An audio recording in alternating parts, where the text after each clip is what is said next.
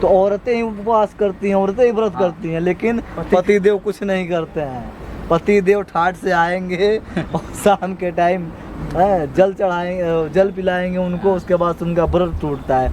लेकिन मैं यही कहना चाहूँगा अपने समाज को। साथियों नमस्कार, मैं हूं संदीप कुमार और स्वागत करता हूँ एक आपका नए वीडियो में। नमो बुद्धाय, जय भीम। तो साथियों आज मैं एक नया चर्चा लेकर आया हूँ और ये चर्चा है करवा चौथ पे कि हमारे समाज के लोग काफ़ी ज़ोरों शोर से करवा चौथ मना रहे हैं। उस करवा चौथ के बारे में आज हमें बताने हैं जा रहे हैं अंकुश भैया जी, और साथ में राम अवतार भैया जी हैं, और ये हैं मंजित भैया जी, ये भी हम लोगों के साथी हैं।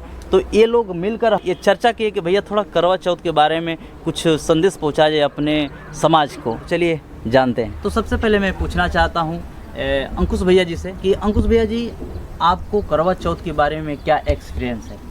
औरतें कहती हैं कि हम करवा चौथ मनाने से हमारे पति का लंबा उम्र होता है नहीं, ऐसा कुछ नहीं है कि तो आप इसके बारे में ये कुल मिला के क्या है कि ये विगत कुछ वर्षों से है। अच्छा, ना कि ये कोई परंपरा है, ठीक है। और जहाँ तक कि मेरा मानना है कि पत्नी के भूखे उपवास रखने से पति की लंबी उम्र नहीं होगी, ठीक है।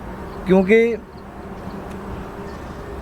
इंसान जब पैदा होता है तो ना उसका डेट फिक्स होता है, ना जब वो मरता है तब उसका डेट फिक्स होता है। ये चीज़ नहीं फिक्स है कि हमने कब जन्म लिया और हम कब मरेंगे। अंकुश भैया, हमने सुना अभी आपके सामने कुछ बता रहे थे करवा चौथ, बता रहे हैं उसके बारे में आपको घटना घटित मैं बता रहा हूँ उसके बारे में कुछ बता। तो ये जैसे कि बड़े बुजुर्गों के दबाव में आकर के ये जो विवाहित स्त्रियां होती हैं वो व्रत रखती हैं, और कुल मिला के इस व्रत का कोई बहुत बड़ा महत्व नहीं है। अभी मैं कल फेसबुक चैट कर रहा था, फेसबुक पे देखा था तो एक व्यक्ति ने डाला हुआ था उस पे लिख करके कि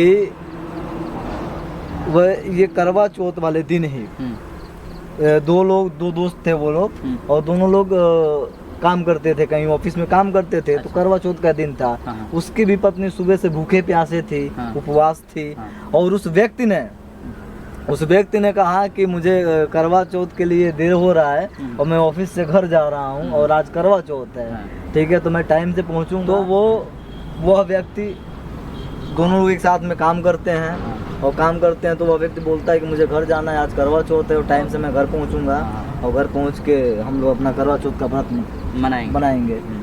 तो वह व्यक्ति करवा चौथ के वजह से जल्दीबाजी में निकलता है ऑफिस से, और ऑफिस से और घर के बीच में उसका एक्सीडेंट होता है और एक्सीडेंट में ऑन द स्पॉट डेथ कर जाता है। अच्छा, तुरंत मर जाता है। अच्छा, तो एक बात बताइए, वह पत्नी भी तो अपने पति के लिए उपवास की थी ना, दिन भर व्रत थी, दिन भर उपवास की थी, और करवा चौथ वाले ही दिन पति की अगर लंबी उम्र की कामना पत्नियां करती हैं ये अच्छी बात है, लेकिन उपवास व्रत रख करके कामना करें ये अच्छी बात नहीं है। क्योंकि ये कहीं किताब में नहीं लिखा गया, ना किसी धर्म में लिखा गया है कि पत्नियां करवा चौथ के व्रत अपने पति की लंबी उम्र की कामना व्रत रह के ही करें।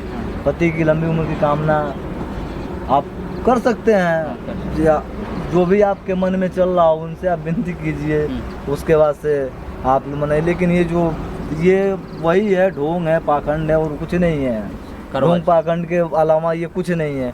आखिर करवा चौथ में इतनी सच्चाई होती तो वह व्यक्ति बच गया होता। तो एक और बात आपका मैं मानता हूँ, लेकिन सर इसके बारे में ये बताइए कि अगर करवा चौथ से अगर उम्र बढ़ता है, मैं सुना हूँ कि करवा चौथ भूखने से पति का लंबी उम्र होता है, क्यों राम अवतार सर?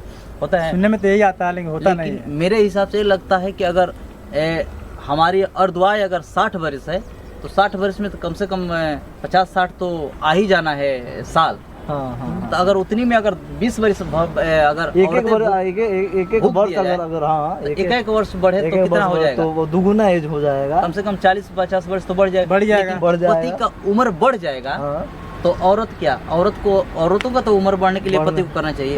औरतें ही उपवास करती हैं, औरतें ही व्रत करती हैं, लेकिन पतिदेव कुछ नहीं करते हैं। पतिदेव ठाट से आएंगे और शाम के टाइम जल चढ़ाएंगे, जल पिलाएंगे उनको, उसके बाद उनका व्रत टूटता है। लेकिन मैं यही कहना चाहूँगा उसे और अपने साथियों से, और जो भी ऑडियंस साथी हैं, मैं सबसे पहले यही कहना चाहूँगा कि देखिए, किसी भी चीज़ को जांचिए, परखिए, उसके बाद उसको मानिए। कहने का मेरा यही मतलब है, यही विचार है। मैं किसी धर्म को किसी किसी प्रथा को मैं ठेस पहुंचाने का कार्य नहीं कर रहा हूं और ना ही मैं करूंगा आगे। ठीक है, लेकिन इस पे बस विचार लोगों कर रहे को विचार किया जा रहा है और लोगों को बताया जा रहा है आप लोग तर्कशील बनिए, तर्क को अपनाइए। जिस दिन आप लोगों ने तर्क को अपना लिया उस दिन ये समझ लीजिए कि आप लोग हर चीज़ से रूबरू हो जाएंगे और हर चीज़ को अच्छी तरीके से जान लेंगे। जैसे कि तथागत गौतम बुद्ध, उनका नाम ही क्यों पड़ा तथागत गौतम बुद्ध, क्योंकि उन्होंने तथ्य को जाना है। उन्होंने तर्क किया और तथ्य को जाना, उसके बाद उनका नाम तथागत बुद्ध पड़ा। तो इसीलिए आप लोगों को हमेशा तथ्य और तर्क करना चाहिए और करके ही किसी काम को करना चाहिए।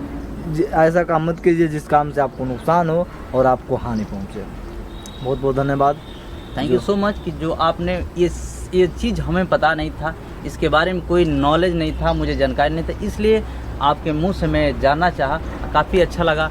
ये सर अभी कुशीनगर के रहने वाले हैं और काफ़ी अच्छा लगा। मैं कुशीनगर आया था तो इनसे मुलाकात हुई, काफ़ी अच्छा जानकारी दिया। और आप लोगों को कैसा लगा ये कमेंट में एक बार ज़रूर बताएं। तो वीडियो को करते हैं यहीं पे समाप्त। जय भीम, नमो बुद्धाय।